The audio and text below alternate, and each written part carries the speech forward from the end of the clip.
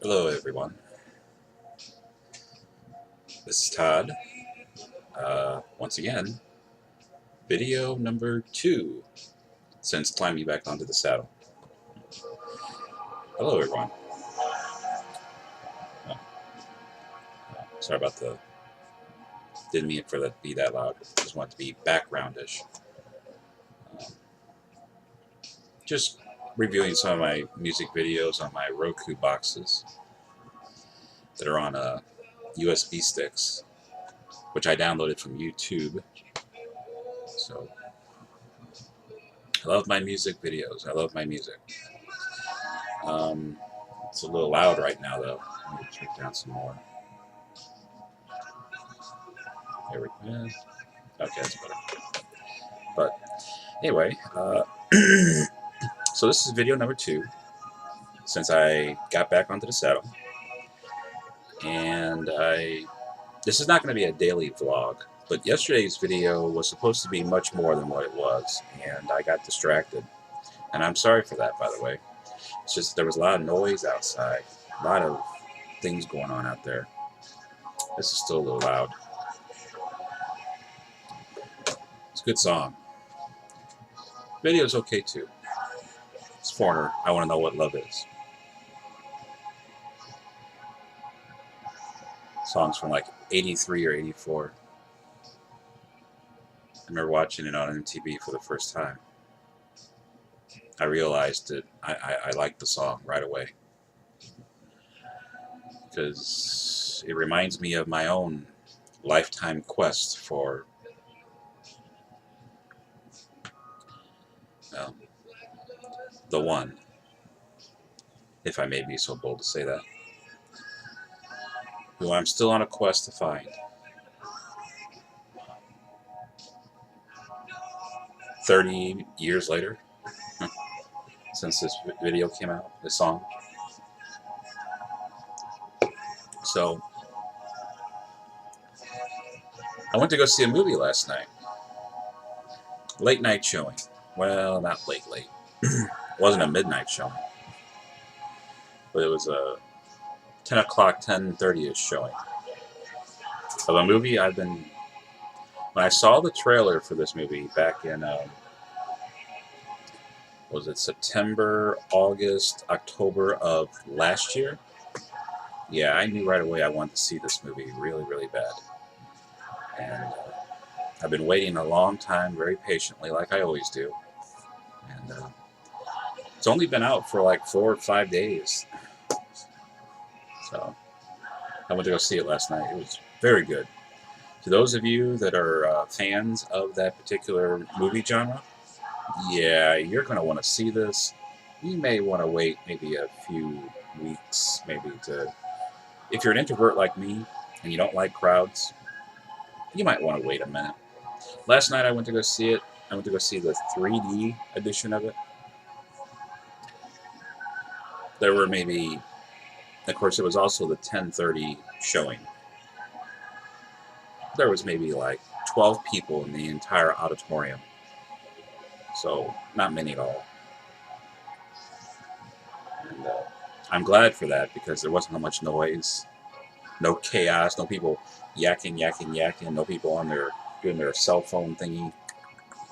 It's just when you're in a auditorium at a movie theater with a lot of people, the chances of you encountering people who are going to do this, and blah blah blah blah blah just increase exponentially. You know, I know extroverts probably enjoy having a room full of people at a movie theater. I do not, because I just know that I'm going to encounter these loudmouth, immature jerks who just can't seem to kick their life to the curb just for 2 hours, as if that's some sort of that's too much to ask.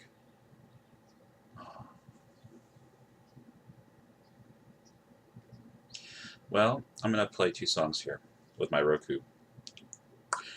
These are not on the internet right now. These are on my USB stick.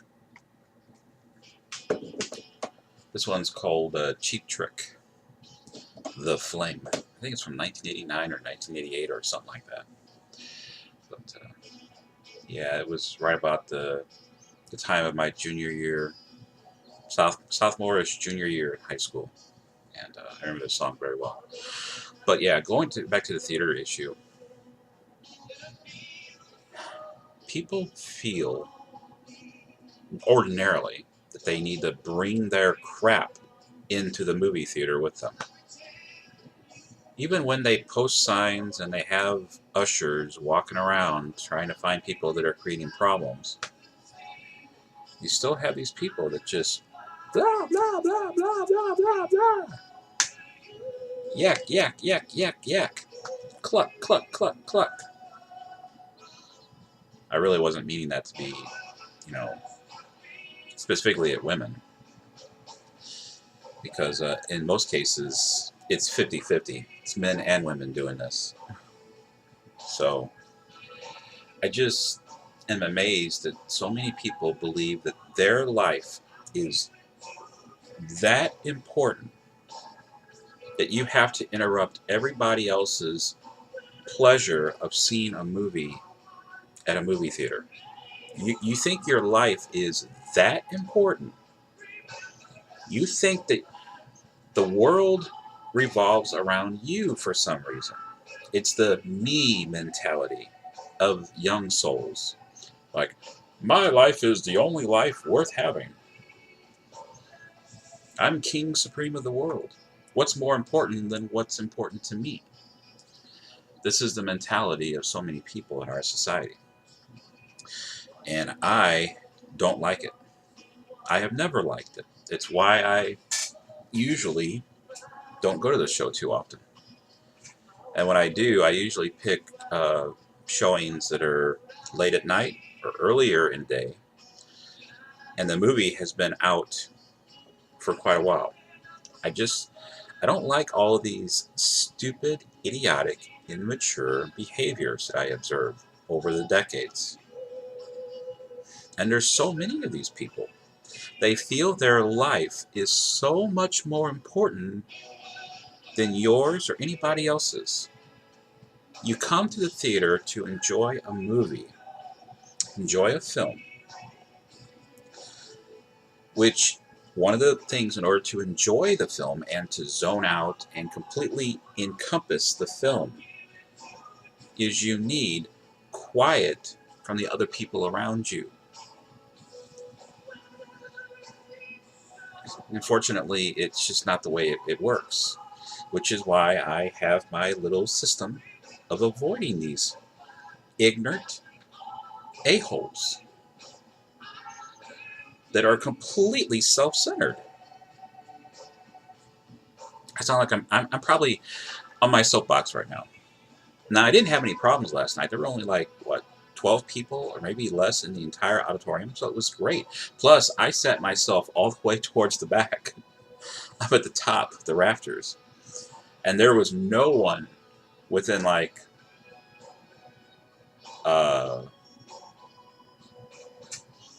maybe 6 or 8 rows at a minimum. So I was pretty okay last night. It's not bad considering the movie's only been out for 4 days. 4 or 5 days. It came out Thursday or Friday of last week, and I'm going to see the movie on Tuesday night the same week. Yeah, that was good last night. But what I'm talking about is what happens normally when I don't plan these things out perfectly and I just spontaneously go to these movies, knowing full well that it's going to be packed in like sardines. I don't know how you extroverts can like that, if you like it.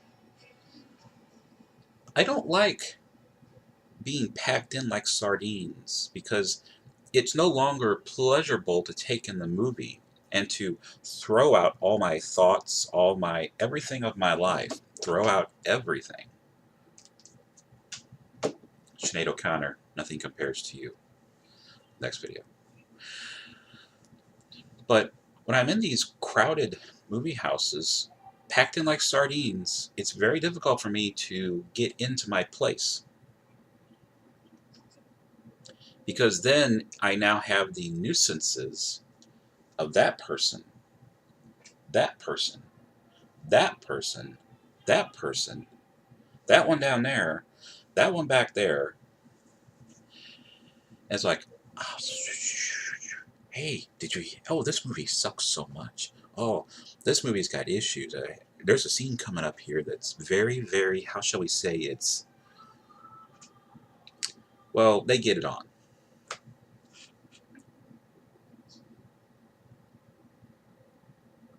I just want to grab them.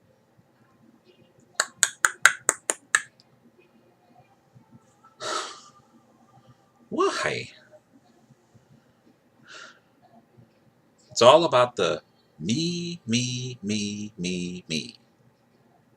Everybody, when I get into those crowded theater houses, when it's packing like sardines, it's all about the me mentality. There's nothing more important than what's happening in my life, or, well, their life. So they think.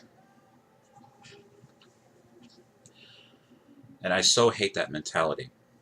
I so hate it. And they got their state-of-the-art cell phones, and of all the people in the world who do not need state-of-the-art cell phones, it's these whack jobs all around me that seem to think that their lives are more important than everybody else's lives.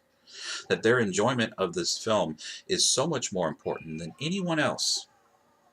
And that's the young soul mentality. I despise it. I hate it. It sucks. Fill in the blank.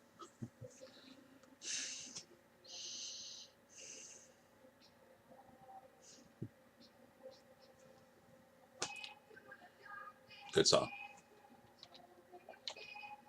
The song came out in the year we went to Florida for 1989. Me and my family. And but anyway, getting back to my soapbox, my 2 cents worth. Yeah. So I don't know how you extroverts. I don't even know if it's really about extroverts.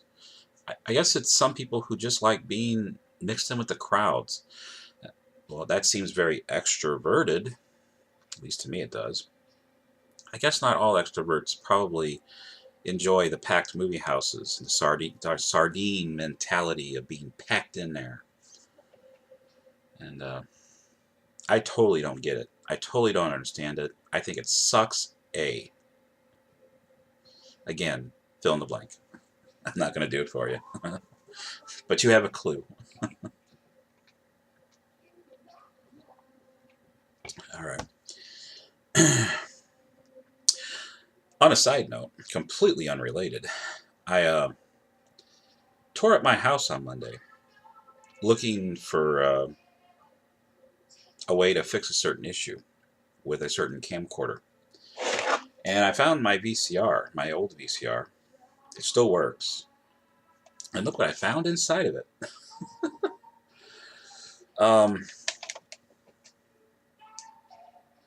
Yeah, boy, this is a classic. The Best Little Whorehouse in Texas.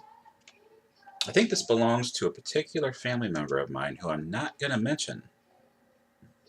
Either it belongs to him or it belongs to his wife. It probably belongs to him.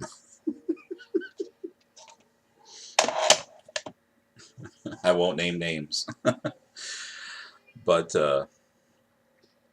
yeah, I've got your tape. And it's yours, of course. And you're welcome to have it back when you come over. But anyway, I guess back to the soapbox. Throw in another 2 cents into the well. Oh, this video's over. But yeah, so I went to go see that movie the other night, and I thoroughly enjoyed it. I didn't have any distractions. I was able to zone out, completely forget about all the issues and the problems of our world, which is the best way to enjoy a movie at a theater. If you don't take the initiative to clear out your mind, zone out, put all your problems aside. I don't see how you can enjoy the movie, really. Um, Here's a song from the year I graduated from high school, 1991. Actually, it might have come out in 90, but Coca-Cola put it on a little mini CD in 91 and put it inside a case of Coke Classic. On the day that I went to Six Flags, just shortly after my graduation from Roosevelt, I found that CD inside that Coke case. And I found this song on that CD. Little B CD. It only had 5 songs on it. Just 5 songs only. And this was one of them right here. I'm going to go ahead and play it.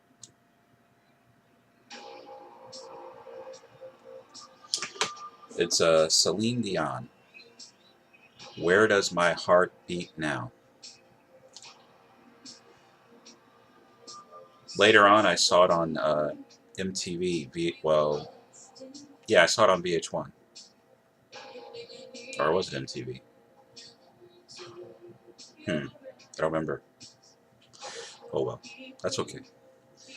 It's a good song though. This is Celine Dion when she was really young. Before Titanic. Before her other songs, The Power of Love.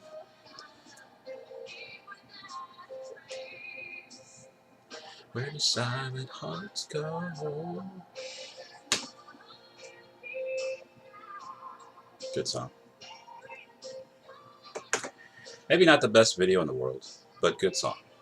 I saw the video finally, but the song is what resonated with me all these years. But anyway, yeah, 91 was a good year for me. I graduated from Roosevelt. God, that was 23 years ago. The implication is that you're older, Todd. I'm mature.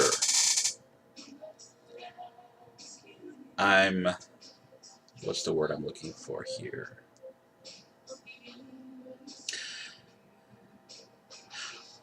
I'm time enhanced.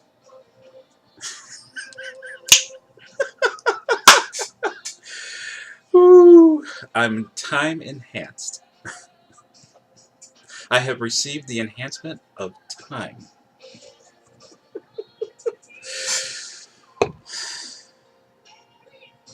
Or maybe I'm just old. I don't know.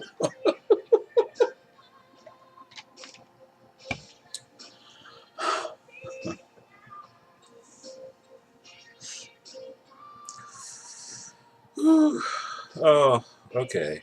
So I've gone off on a tangent here. Let's see, I was talking about movie theaters and a soapbox and throwing in an additional 2 cents. And now I've gone off over there onto the Celine Dion song, making me remember my high school graduation 23 years ago.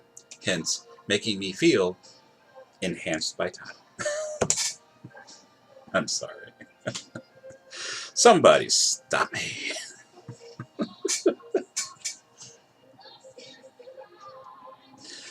Okay.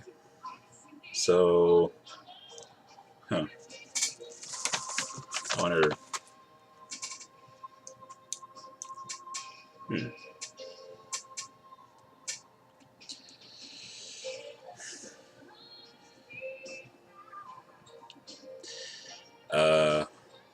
This is my Agent Smith impersonation. Yeah, I'm in the Matrix now. I'm Agent Smith, or one of the agents. Mr. Anderson,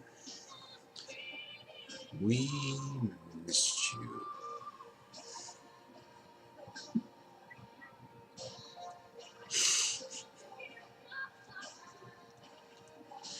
Yeah, just having a little bit of fun, I guess. But anyway. Okay, so I have deviated. Yeah, I've gone off on a whatever tangent now. I don't even know what that was. That was a little in the moment thing. Mm. So, uh, yeah, I don't know what to do. I guess I could end the video, but I feel like I'm missing something. I feel like I haven't touched on a subject that I want to touch on. Um, Another video. The power of love. Ooh.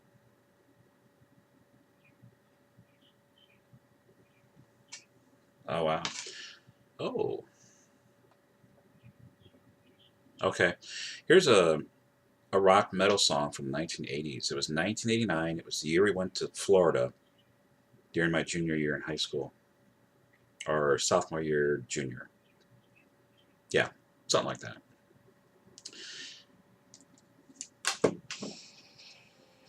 I think my sister and my cousins liked this song quite a bit. I remember every time it came on the radio, they went crazy over it. They were into all those hair bands of the 1980s and stuff. I guess I was too, kind of, but it was only because of their interest, because what they were into, I kind of got sucked into, or suckered into, because they'd come over to the house and have it on MTV, and I would have it on VH1. They'd have it on MTV, I'd have it on VH1. Little bit of a different musical genre thing there. I was also into USA Night Flights, WTBS's Night Tracks. This is going way back, by the way. This is going back into the 80s during the Reagan era. Music has always been a part of my life. I've always considered it to be high. My sister and them, they were so into the um, hmm, Subway. Got me thinking of a $5 footlong here. Turkey breast would be the one for today if they still do this. I don't know if they do or not. Anyway, um, yeah. So this song, my sister and my cousins probably love it. Me, it's okay. Reminds me of that time frame. Memories pop into my mind from that time frame. My obsession with music. I was an MTV generation person. Um, my dad had MTV in 1981. In fact, we were at my dad's house on the day that MTV started its operation. Yeah, that was fun. To see the birth of MTV, and then for the next 6 years to enjoy MTV every time we went over to his house in Illinois. And then eventually cable TV finally came to St. Louis City when my family in Missouri finally got it. 1986 was the year. So, and then 1 year later, VH1 started up, or at least it started up on our cable system. It did. I'm probably sounding like Yoda right now.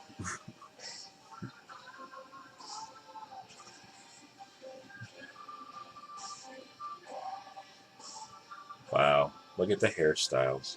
Damn. Boy, does that bring back a different time frame. Don't you think I feel the same?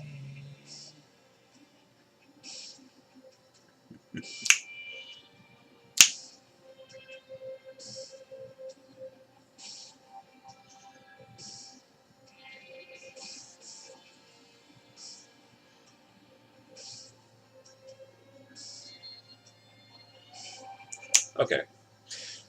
Well, I don't know. This song seems to be, although it's a good song, it's getting me off track.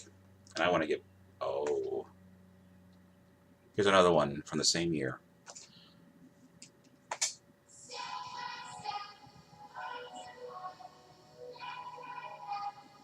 I think the song is about drug use.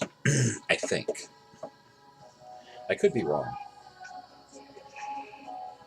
All I know is that the true meaning of the song didn't, well,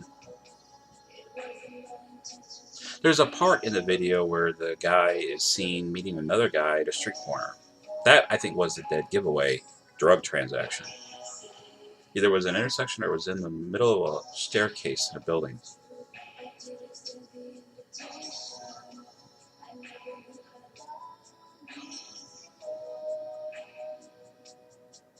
But the majority of the song is about their relationship. Implied. But anyway, I'm overanalyzing the video, and I don't want to. I want to talk about the things that are important right now, but I think I've derailed myself. So I'm going to pull the plug. So, video number 2 come to an end. Good movie last night. If you guys know what movie I'm talking about, wonderful.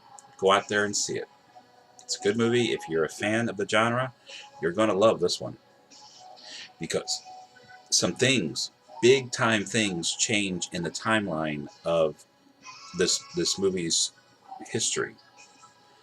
Some characters from the past, because of the changing timeline,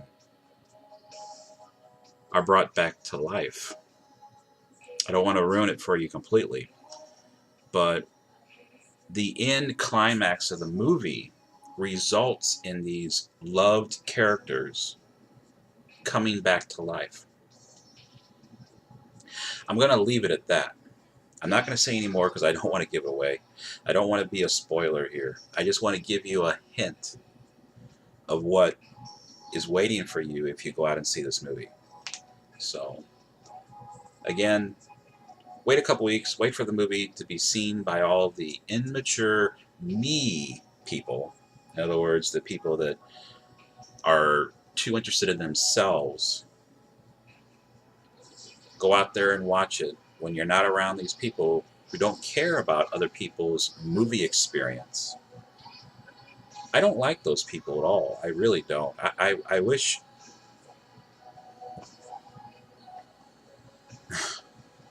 I wish they'd fall off the earth. Because they've completely distorted and completely corrupted the whole point of going to a movie. And then you take away all the people who don't want to go see the movie because of those crowds that are like that. And then you're left with more and more people who are the same way. It's a paradox when you get right down to the... When you drill down to the core of it, it's a paradox. The ignorant jerks at the movie theaters who want to blah, blah, blah, blah, blah, blah during the movie, and on their whatever device, you know, it just... The unfortunate thing is that because of this, a lot of people like me who hate these people, hate them. I really do hate them. Don't want to go see the movie. So there's fewer of those people in the movie theater. And then you're left with more of the people who want to play on their... and want to blah, blah, blah, blah, blah, blah, blah, blah with their friends and family and their neighbors. And even other moviegoers. It's a paradox. It really, really is. And this is the reasons why I don't go to the movie theater too often. I'm very picky, very choosy on what movies I want to see there. I have no problems waiting for it. Waiting for it to come to Amazon Instant Video, DVD or Blu-ray, or both. Or even Netflix. I got no problems waiting. Of course, with Netflix, you gotta wait quite a while. But that's okay. And even at that, they don't strike up all the contractual deals to get the very best films on Netflix. So sometimes you have to go to other places to find the content you want. So anyway. So I guess I'm doing like an episode of The Family Guy. What grinds my gears? You know what grinds my gears? Whew, okay. Oh. Ah, here's a blast from the past.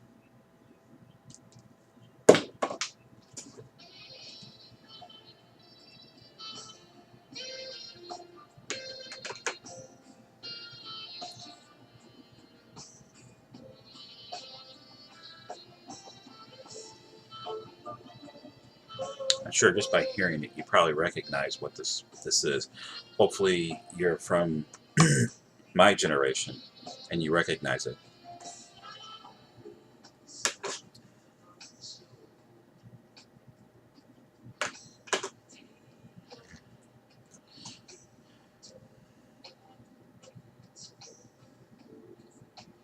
This song made me think about. Well, this song has always made me think about the one. I hope if you know me by now, I hope that if you know who I am, what kind of person I am, and how I think about things, I hope you realize what I mean when I say the one. Um, let's just say my soulmate. I had a feeling of my soulmate 30 plus years ago. I'm 42 now, getting ready to turn 43. Yeah. I've always had a feeling of my soulmate. I've always believed that she is out there. I got a taste of it. Well, not of my soulmate directly, but a taste of the fact that she is out there. When I was a kid, when I was in grade school, I was sitting in class one day. I was done with my work. I always get done first. Well, I always did used to get done first with my work in class. Um, and I would sit there and just zone out. And I would let my mind go somewhere else, completely somewhere else. And then one day in particular, I remember a feeling overcoming my whole self, my whole mind, body, and soul. During your 30s, you're going to meet the woman of your dreams. That's not the only insight that I got when I was, what, 11 or 12 years old. That wasn't the only insight I got. I got more. Um, there was another thing that happened. It went something like this. Wonderful things are in store later in life. Which, if you remember me from my childhood, you'll recall that I used to say something all the time. Well, this thing that I used to say all the time came about because of what happened in that classroom that day. Wonderful things are in store later in life. I came up with good things come to those who wait.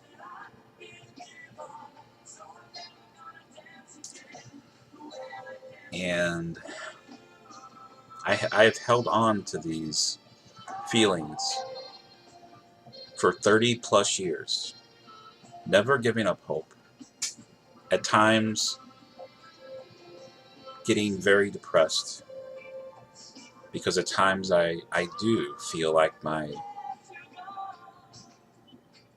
either my higher self or my inner self or whatever you wish to term it, at times I feel like it has betrayed me.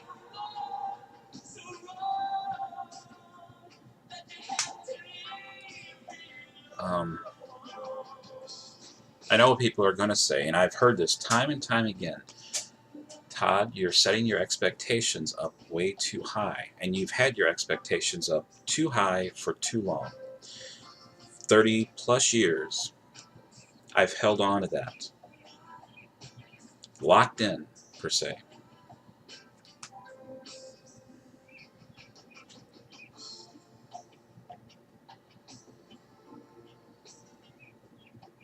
This song, Careless Whisper by George Michael, takes me back to that time frame, that vulnerable time in my past when this feeling first overcame me.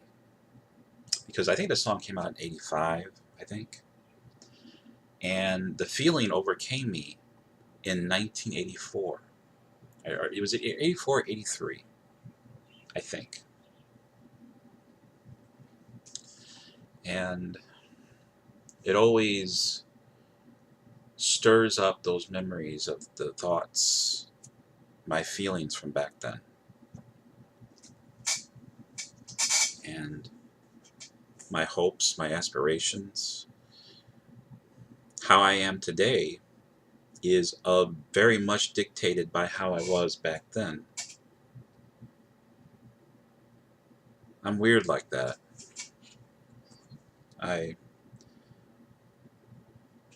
When I was much younger, I loved computers, I loved astronomy, technology, I loved space, science, the whole 9 yards. I was into all that stuff from the very earliest years of my life. I just absorbed it. I took it in so easily, and especially things like space and astronomy, science. I've always been addicted to those things since my earliest days, and I've never given up on those things. You know, Cosmos on Fox. The final episode, I think, is this Sunday. I think it's the final episode. I'm going to miss that show. I really hope they bring it back and hope they do more with it. I don't think they realize just how much to a person like me, who's very astronomy, space, science orientated, how much I adore programs like this. It's not just that they deal with space and science and astronomy.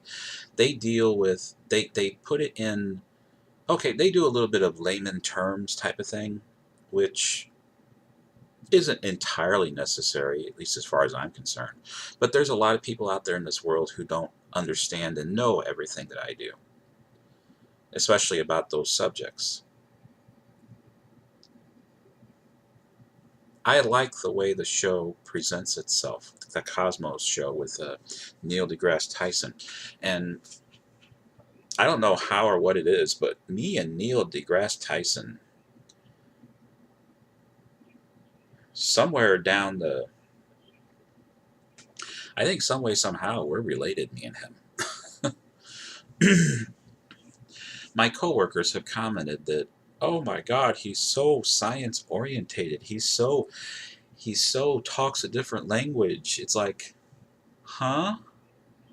What do you mean he talks a different language?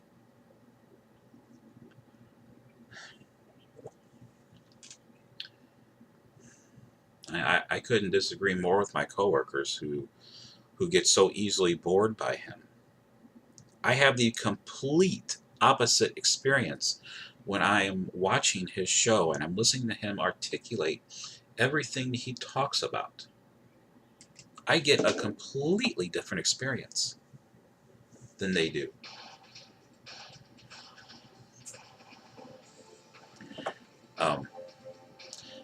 This video is called, it's by a group called New Order.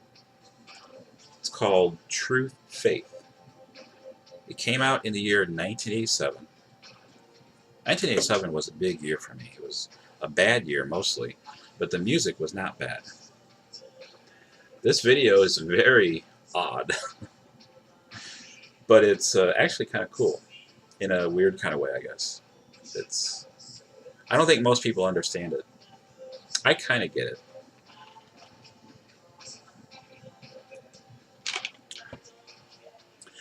But yeah, my coworkers truly don't understand or appreciate the TV show Cosmos like I do. I guess it's just the way we absorb information, and my coworkers absorb information in a very different way than I do.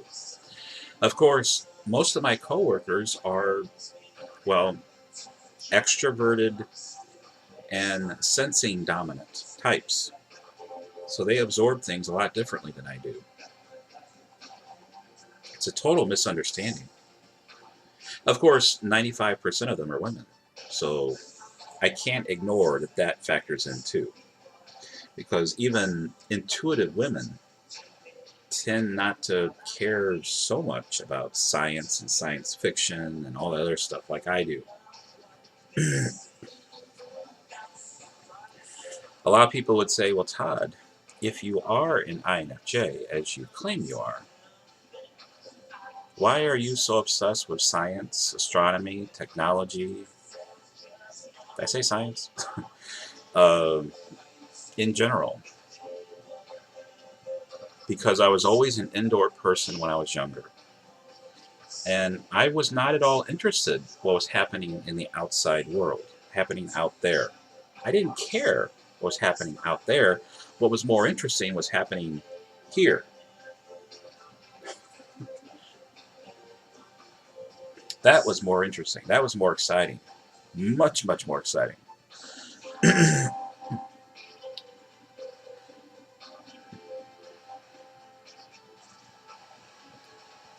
What happened in the real world when I was a kid, I could care less. But outside world, I treated it as hostile. I treated it as threatening. I treated it as something I don't want to dip myself into. Now, 30 years, 20 years later, it's a completely different thing now. All of a sudden, I have been turned the other way. Now, I'm not saying that I've abandoned the things that have been the core of my existence, like science, astronomy, technology, computers, programming languages, and all that stuff.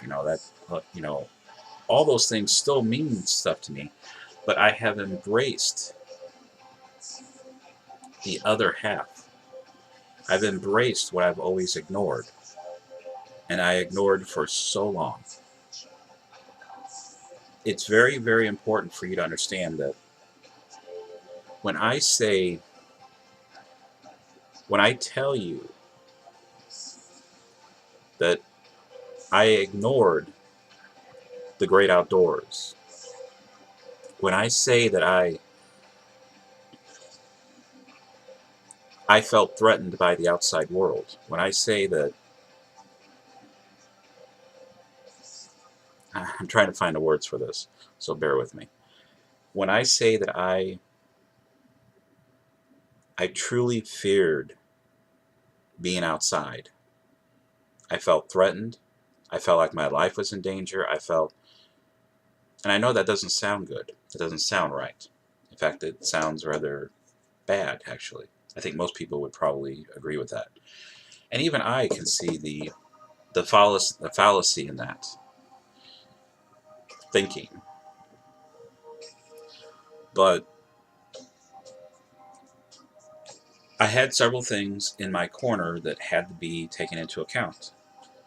Um, During my childhood, I was very viciously made fun of, beat up.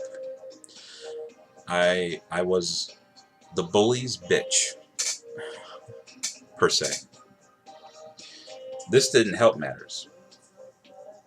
My amniotic band syndrome, it didn't help. But it's not the only, it's just a piece of the puzzle. It's a breadcrumb along to understanding why I am the way I am. But it's only one breadcrumb. The other thing, and this is a major factor, is that when I was in elementary school, another thing that got myself too much unnecessary attention is that I always had my head, my mind, somewhere else. I didn't have my feet planted on the earth. Well, I hope you understand what I mean when I say that. My mind was somewhere else. And it always was. When I was out on the playground, I would sit on the benches along the edge of the playground and just zone out, drift off, somewhere else. In the school, Wyman Elementary School, may I add, Grand and Park Avenues is right about where it's located. But it's on South Teresa at Park. And there were a lot of interesting things to observe there. The city landscape. My mind always wanted to drift off and be somewhere else. I guess it's because what was happening, well, I would complete my work in class. And then I would drift off in the class and stare out the window and look beyond what exists right here. I hope this all makes sense, because most people don't get it. Most people don't understand what the hell I'm talking about. They're like, "What?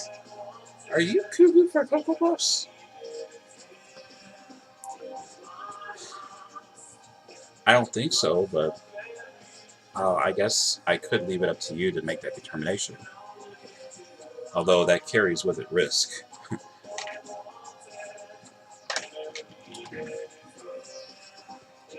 But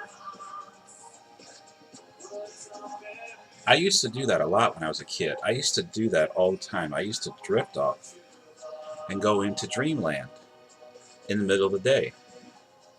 And I would do it during recess, and I would do it during class when I was done with my work. I always made great grades. Tests, I did so well. I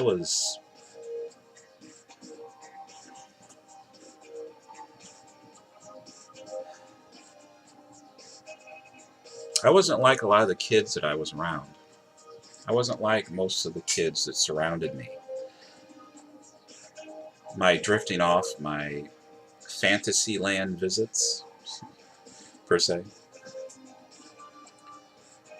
my constant dreaming, daydreaming, and daydreaming again and again and again and again. I was never a problem student. I always got my work turned in. I never ever did anything bad. I was always a good kid. In fact, I was one of the best kids in the class, as far as that goes. But I had this habit of drifting off, going into Fantasyland mode. And it happened a lot.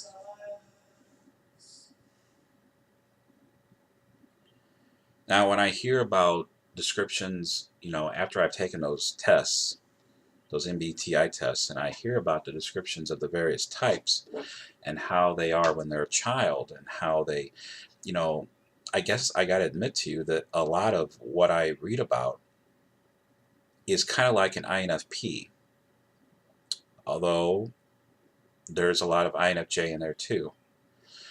Now, when I read the descriptions of ISTP and ESTP, they do not have the experience that I had when I was a kid. At least not most of the descriptions that I read about. They don't have the experience that I had. Oh. But I'm playing some more music videos, and it's nearly an hour in this video. So, yeah, I didn't have the experience that a lot of the other kids around me had. I got a completely different experience that they did. I know my town, and I've said this, for those of you that are on the various forums that I follow, that know that I constantly say that, like, St. Louis, Missouri is a SP oasis. My hair is sticking up. I call St. Louis an SP oasis. It's a sensing, perceiving oasis, because the people in this town are so freaking obsessed with sports. In fact, it's horrible. The people in this town they're party animals. It's all about the party. It's all about having fun. It's all about always being in the moment, constantly, every day, living to have fun. Not having fun by living. Well, but anyway. I know I'm not like most of the people that surround me in this world. Everywhere I go, anywhere I go, I always find myself realizing right away, wow, I don't fit in here either. And then I casually observe what's going on around me, and then I realize, oh, these people are sports obsessed, excitement obsessed, fun obsessed, alcohol obsessed, party going obsessed. Always got to have something fun to do.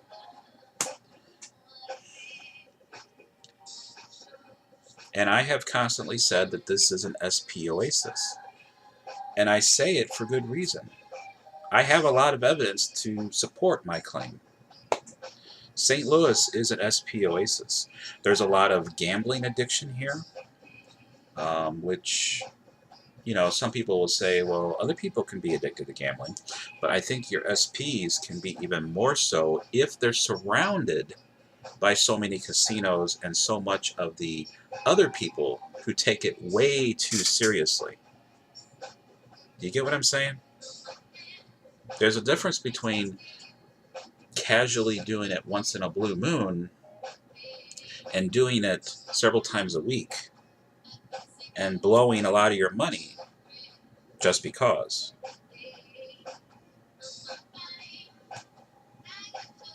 And enjoying the finer things in life, that's an SP trait. SPs are notorious for loving the finer things in life. And there are so many of those types around here. When I say this is an SP oasis, believe me, I know what I'm talking about. For those of you that don't know anything about MBTI, I may be talking a foreign language here to you, and I am so sorry for that. It's just that SPs are sensory perceivers, and they kind of live in the moment. Everything is always concrete, literal, you know, and there's a lot of more things that go along with it. But like gambling addiction is one of the many things. Living the good life, the high life, enjoying the pleasures, wanting to have the perfect lawn, the perfect car in the driveway, like a BMW or what have you. Those are all obsessions of SP. Now, there are some SJ people here in the St. Louis region. By sheer numbers, they're outnumbered. I'm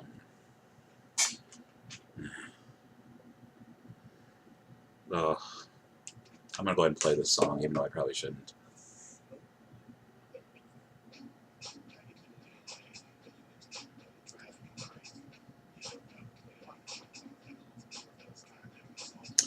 So my SP wannabe is coming forth in this video that I'm currently playing. This is Nelly Furtado, Promiscuous from 2006, I think it is. Very kind of sensual, sleazy video, I guess, if I may be so bold to say that.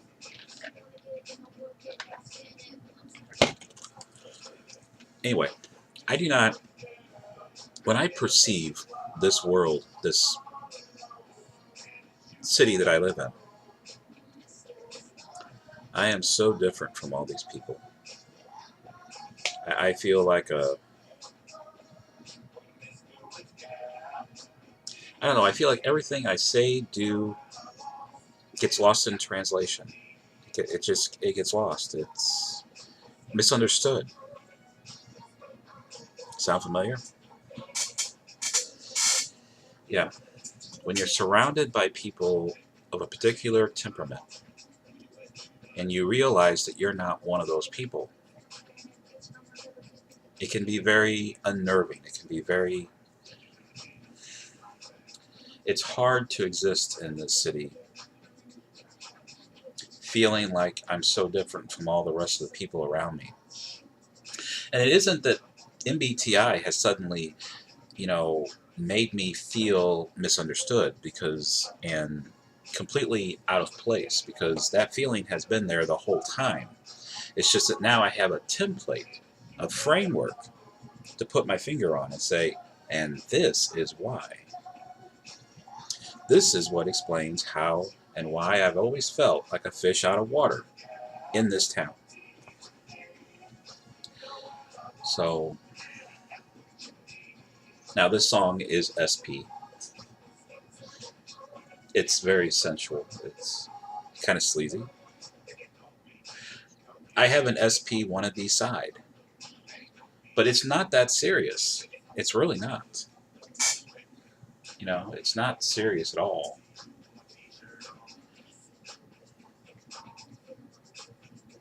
But anyway, the video is nearly an hour. It has gone a long, blah, blah, blah, blah, blah, blah. See? I can't talk right. Blah. I'm blah, barfing out stuff now. It's been so long in the video. So, but anyway, I should probably go ahead and end the video and let you make up your mind on what you think. I'm not trying to stir the pot. I'm not trying to get you to, I'm not trying to, I'm not trying to, not trying to spoon feed you, and I'm also not trying to control you or make or manipulate you into thinking a certain way about these things. Please don't take that away from this.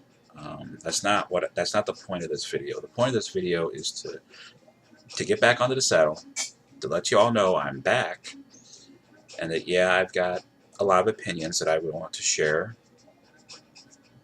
feelings, expressions about how I see and perceive this world that we live in, specifically because of where I live, the SP oasis that is St. Louis.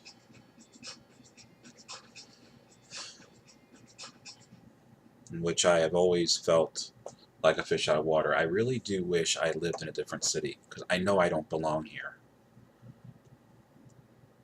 I mean, I feel a certain, because this is the place I was born, raised, I feel a certain dedication to it, I guess. A certain home feeling, but at the same time, since my birth, since my earliest days, I've always felt like I don't belong here. I truly don't. It's hard to explain. It's very, very hard to explain. I mean,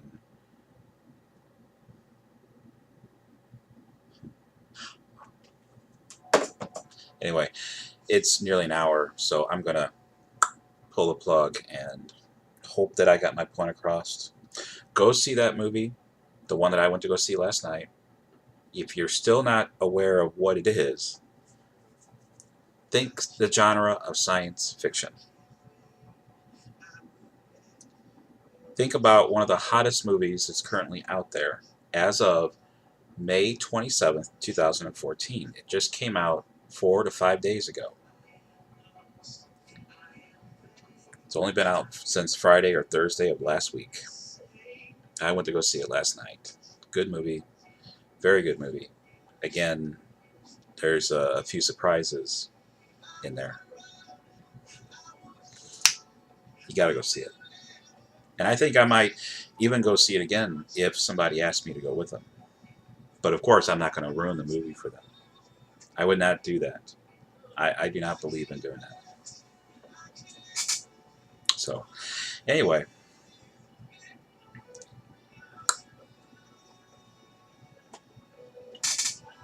Have a good day.